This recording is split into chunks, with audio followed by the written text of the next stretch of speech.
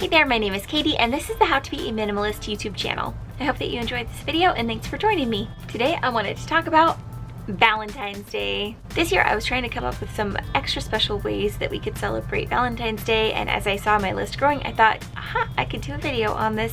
So these are 10 free or very inexpensive ways to celebrate Valentine's Day in a very minimalistic way. I hope that you enjoy. My first idea for something that you can do for Valentine's Day is, instead of doing something that you want to do, participate in one of your loved one's hobbies.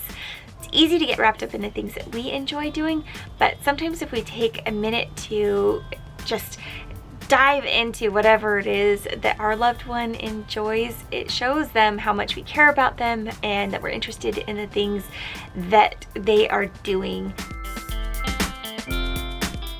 Another thing that you can do is pack a special lunch or dinner for your loved one. Make sure you include a note. You have to have like a little heart-shaped note for sure, or just, you know, do it your way. But try to include a couple of treats or special snacks that they usually enjoy, but that they don't often have. And that can be a way of making their day a little bit extra special. Another thing that you can do is heart attack your loved one. So what you do is you grab a bunch of hearts, and you can use paper, you can use like paper bags. I had a couple of paper bags from when we weren't allowed to bring our reusable bags into the grocery store, and you just write little notes on them, you can decorate them, and then you just, if you have like 10 or 20 of them, you just put them all over a well-used area of your loved one. So I have done this in my husband's car. I've like left hearts all over the place. I have done this on the back of the door so that when you close the door, I've done this on the entryway door. I think that I've done a good job with heart attacking. So it's just a fun way to show your loved one that you love them, and just write little notes or things that you like about them. It's a fun way to just express yourself. My fourth idea is actually something that my husband did for me one time. So a couple of Valentine's days ago, my husband started sending me links to songs that were just super romantic, sometimes super cheesy, and there are songs that are personal to us, just funny to us, or different things like that, and some of them were really, really sweet. He sent me songs all day long. It was one of the cutest things he's ever done for me for Valentine's Day. It's a pretty fun one. I really like that one. Tip number 5 would be to make a special dessert and have that for the evening. But I would definitely suggest looking around your house. Do you have anything that you can make it a little bit more festive in your room? Maybe you have some Christmas lights that you can pull out and decorate your room with, or maybe cut up a few of those extra hearts for heart attacking and just use them to decorate. Maybe put some on the table, or maybe you have some different things that you could pull out that just are things that you have around the house. So having a favorite dessert and also making it just a little bit more special by pulling out some candles or twinkle lights, it can be a really fun way to celebrate Valentine's Day. If you're looking for a decadent dessert, I have this amazing chocolate cream pie recipe. I'll link it for you. I made it for Thanksgiving and it was so good, and I want to go make it right now for myself. But I'm not eating that right now, so I'm not going to. But it is a very, very, you know, relative to desserts and how unhealthy they can be for you, it's actually really a quite healthy dessert as well as pie crust. Another thing that you could do is make your significant other a little special drink in the morning. Maybe they really like to have a coffee or a hot chocolate or a tea. Maybe just make sure that you have a couple of extra things to go on it. You could leave a note with it and send them off to work or wherever it is they're going. Maybe you don't usually have Cocoa Whip around, or sprinkles if you're doing hot chocolate or something like that. You could put a couple of extra things on there just to make it a little bit extra special.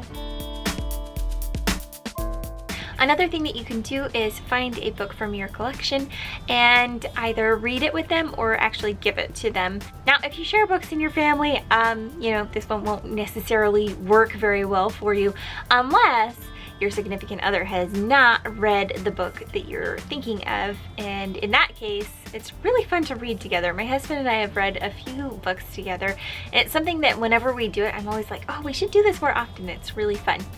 This actually is a book that my daughter got for my husband for Christmas, and I'm thinking that we should read it together because it would be really fun.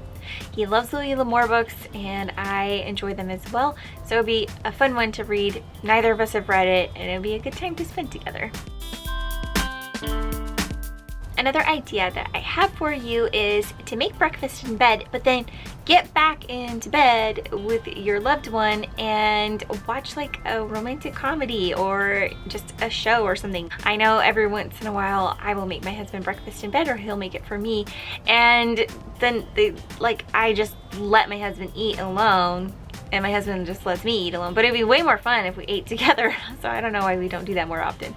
So I'm hoping that this Valentine's Day that I will make him breakfast in bed and like actually enjoy it with him. That would be fun. Another idea is, I have so many ideas I can't even remember which one I was on. Oh yeah, sort of like the songs. Send your loved one pictures that you've taken in the past that were, you know, things that you really enjoyed doing. Maybe they were selfies that you took together, or activities, places you've been, whatever it is. Those kinds of pictures can be so sweet to look back at. Whenever my husband and I look at pictures of us in the past, it usually kind of, well, honestly, I often feel a little bit like, oh, I want to go back to that moment. But it makes me feel more bonded to my husband, and whenever we look at pictures together, he loves looking at pictures. Like, he's really good at pulling up all the pictures on his phone saying, oh, look what we were doing this time, like last month or last year, look at our last summer. Anyway, he's really good at it.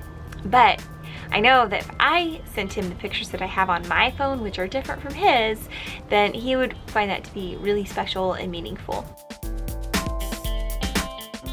My last idea is for you to make a picnic lunch and get out. Go on a walk, go on a hike, just go for a drive. It is a really nice time to get you and your significant other out in kind of a creative or curiosity-filled element and just enjoy each other.